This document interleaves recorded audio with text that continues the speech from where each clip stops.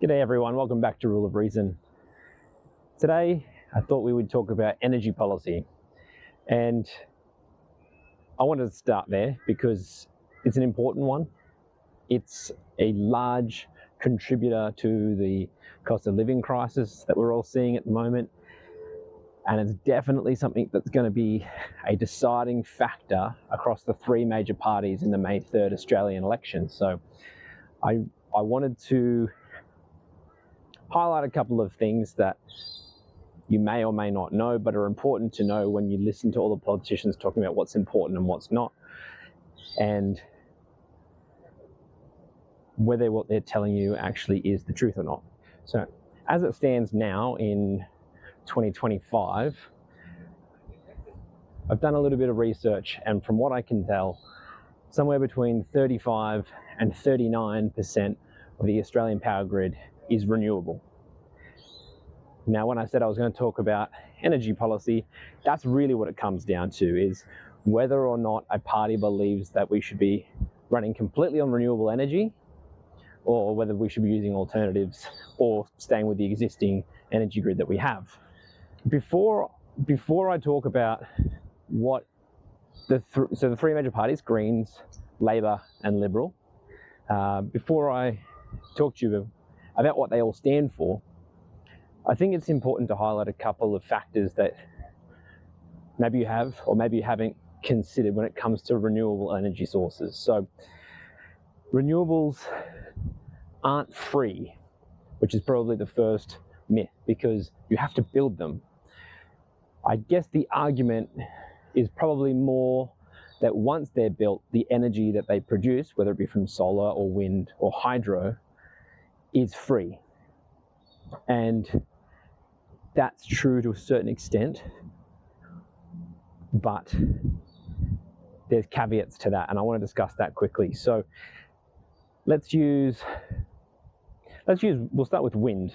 So wind turbines cost about $5 million to build, and they will recoup their costs at around about the 8 or 9 year mark. So in other words, if they run consistently for that period of time, they will have paid for themselves. So all energy after that will be free. The problem with that is it's not as simple as it sounds. So the location is super important. If you're in an area, obviously, that doesn't have any wind, you're not going to generate any power. So that's the first problem and the most obvious one. However, the other consideration is all wind turbines have an upper limit on the speed that they can operate, wind speed they can operate within,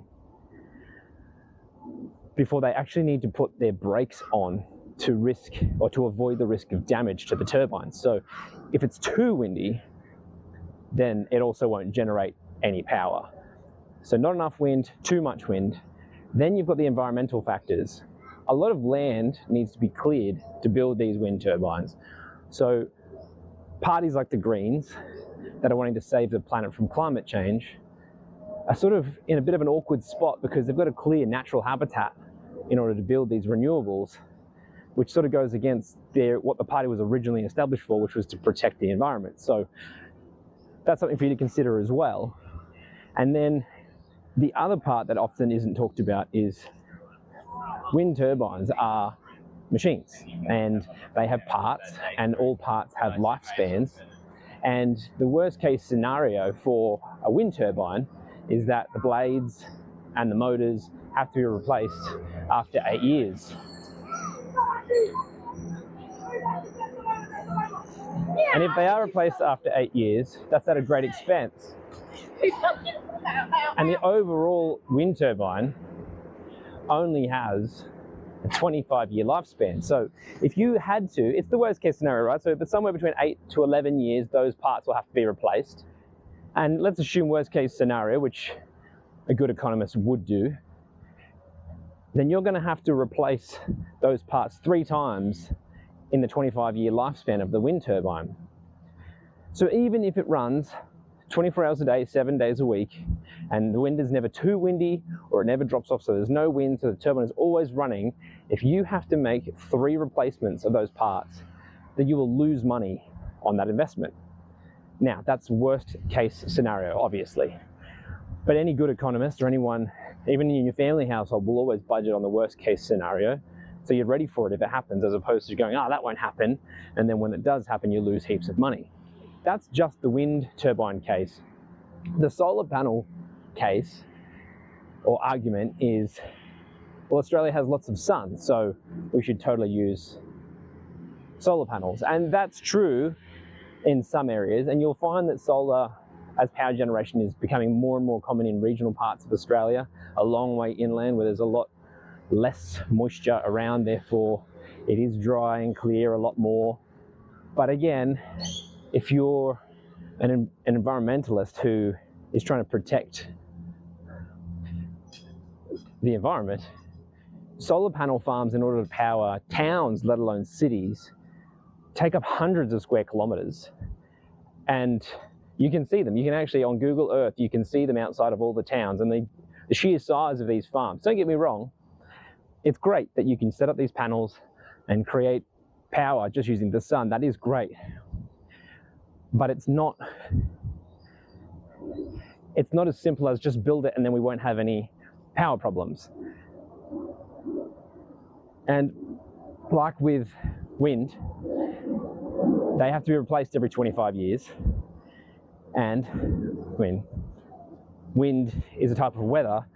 If the sun's not shining, solar's not creating any power. So then you go, okay, well, we'll install batteries so we can capture any excess power that we might create, so that when the sun isn't shining, we can then access the power we've generated from the batteries.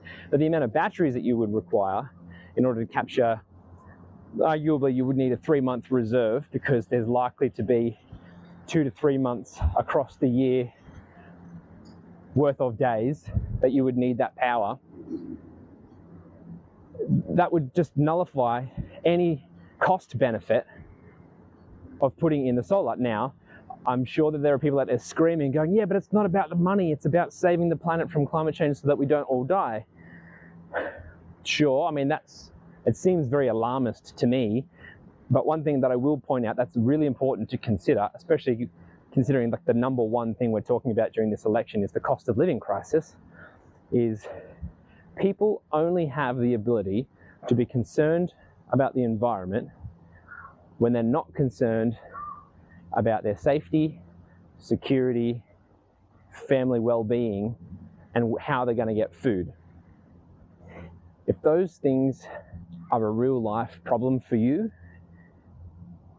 caring about the environment is going to be low on your list of things to worry about, because you're not feeling safe. I mean, human instinct is to protect yourself. So anyway, so they're just some things to think about that are going to be really important over the next 5 or 6 weeks when you hear arguments about these policies. Just remember that it's not as simple as build it and we won't have to pay for power anymore. I'm not saying that they don't work. Obviously they do, otherwise we wouldn't have 35 to 39% of our power grid being renewable. But it's not a perfect solution. So, with that in mind, the Greens' policy on energy, and specifically renewables, is they want to have the entire grid completely renewable by 2030, with an asterisk that says, or at least by 2035. I think that's a terrible, terrible idea. And not because I don't want to save the planet, because there's no point going, we have a problem, and so we're going to fix it with this, even if the solution's a terrible solution, because any solution's better than no solution. I disagree. I think, I'll start with what I think needs to happen, and then you can weigh up what all these other people are talking, all these parties are talking about against what my solution is. So yes, do we need to have a transition to renewable energy? Yes, we do. We can't keep burning fossil fuels forever. Do we have the technology right now that works efficiently enough and well enough so that our lifestyles don't need to change in order to implement renewables? No, we don't. What will happen is if we go to 100% renewable is the grid will not be reliable. So we're going to have large periods of time throughout the year with no power, and it's going to be really expensive.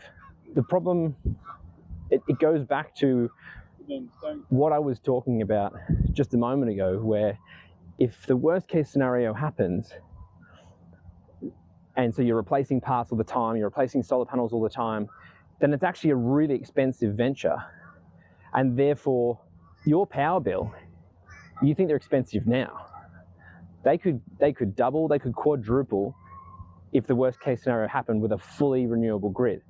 I think we just need to put more money into innovation into renewables so that the technology can be improved such that once we do have renewables, the cost goes down because the reliability and the lifespan of renewables goes up. Therefore, it's actually an effective solution. My issues with 100% renewable is not because I don't want to save the planet, and I don't think it's an important thing to talk about. My issue is that we're trying to jump to something that we don't have the technology for yet. We will in 80 to 100 years' time, absolutely, and that's exactly what we should do. What we need to do is have a steady transition across that period of time, and that's where the two major parties come in. So the Labor Party, current government, have said that they want 82% of the national grid to be renewable by 2030, I believe, and completely renewable by 2050. So they have a little bit of a transition. Not perfect, but it's a little bit. In contrast to that, you have the Liberal Party, who I'm not actually sure what their position is on renewables, but they have made it very clear that their position on energy policy in Australia is to go now. Whenever you talk about nuclear, people freak out, and it's not for me to say one way or the other whether nuclear is good or not. It's completely green, so it does solve the issues that people have with gas and coal. It's very cheap energy. I will caveat that by saying the initial installation of nuclear power stations is not cheap. It's incredibly expensive, but it then lasts 80 to 100 years. And so that cost is spread out across that entire period, as opposed to renewables, which need to be changed all the time. So if you were to look at it fundamentally at a cost purpose only, in over an 80 to 100 year span, nuclear will be infinitely cheaper than renewables. And that's important because the more expensive energy is, the more expensive our lives as citizens will be. And again, there'll be lots of people crying out, but it's more important to save the planet, otherwise we won't have lives to live, and I understand that as well. But if we're talking about a cost difference in the vicinity of $20 million per Australian citizen, because that's the estimated cost difference over the 80 to 100 years for renewables versus nuclear, the government's not paying that $20 million. They will expect us, the taxpayer, to pay that.